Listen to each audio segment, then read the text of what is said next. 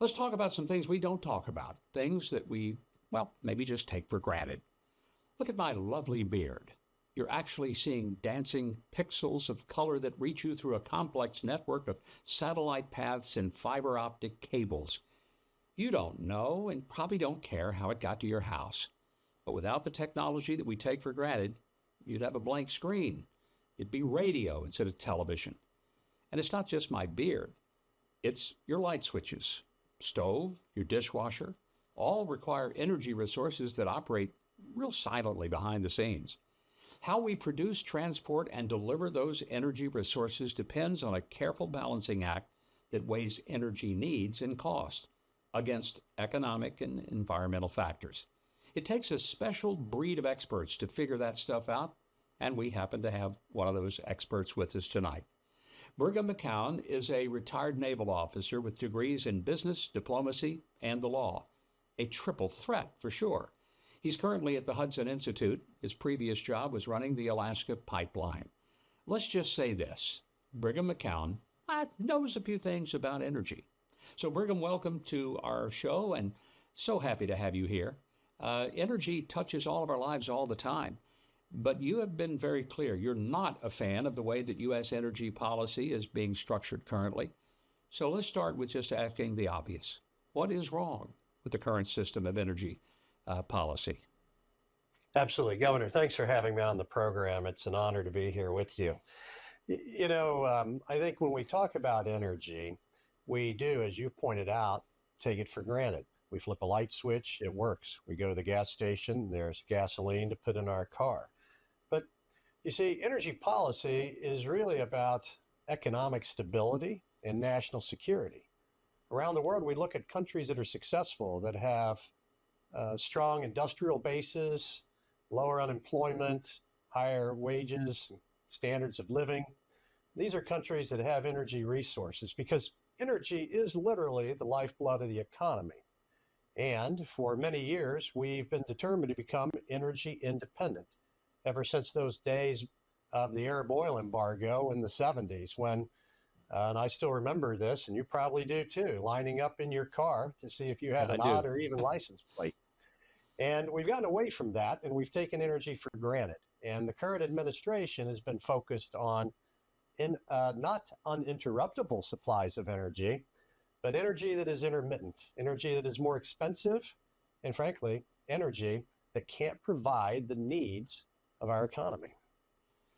I know when I got my first job as a teenager, I didn't get a lot of money. I was paid minimum wage working at a little radio station in Arkansas. I guess I wish they'd have paid me in gold. Had they done that, my goodness, it would have been worth a lot today. Well, nobody necessarily pays wages in gold, but the good news is you can actually own gold for yourself, and it's a good investment. It means that you have a hedge against inflation. It's always worth something, always has been. It's why when I buy gold and silver, I rely on the folks at American Hartford Gold. They're the one and only precious metals company that I can recommend, trust, and buy from. If you call or text, you can get a free no strings attached gold and silver information kit from American Hartford Gold. Learn how to protect your nest egg with a tax-advantaged gold IRA. And you could get up to $15,000 of free silver on qualifying purchases. Call them 844-417-1010 or text Mike to 998899 for a free information kit from American Hartford Gold. You know, Brigham, that's an important point you just made, is that without an energy supply that is consistent, we don't know if it's going to work today or not. You really don't have much of a system at all.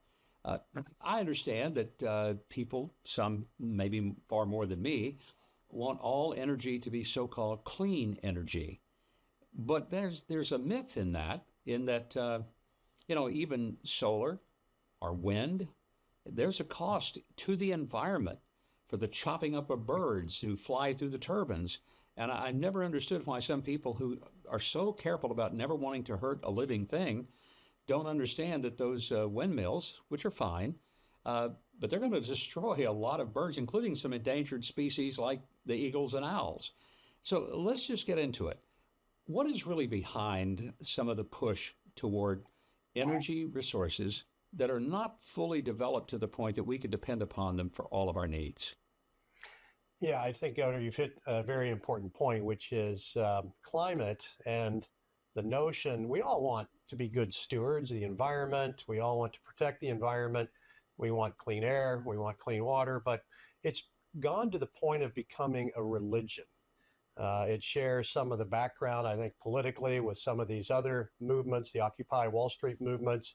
But the climate movement itself has become its own religion. And you just have to look to Germany, where they are refiring coal-fired power plants because of their opposition to Yeah. nuclear power, which is a zero-emission fuel. Yeah. So what is it about nuclear that scares people? There's a nuclear power plant in Arkansas, about 70 minutes from where I live. We kind of like the nuclear power because it is clean, it's reliable, and I realize there have been a couple of horrific accidents, but those were not the mainstream.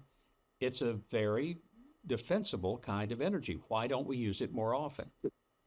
Well, we should be using it more often. And right now, we get about 20% of our electricity is generated from nuclear power. And a lot of these reactors have been around for decades. There are newer, more modern versions. We just built one in South Carolina that went online last month. And I think the reason is if we had nuclear power, we wouldn't need wind. We wouldn't need solar. We would have a stable, what we call a base load of energy that is dispatchable to where and when it's needed at an affordable price. That's the very definition of energy security. And I think the tide has turned. But to your point, people do remember Chernobyl. We were about to have an energy renaissance of nuclear power in this country when the Fukushima incident occurred following the tsunami in Japan. But today's nuclear designs are safe. As a Navy person, we've been using nuclear power for over 50 years in all of our submarines and in our largest aircraft carriers. It can be done, it should be done, and ultimately, it's the better path forward, especially because the world has never used less energy. We only use more. And with AI and the data center boom, our energy needs are going to dramatically increase. We can't get there from trying to cut back or conserve energy.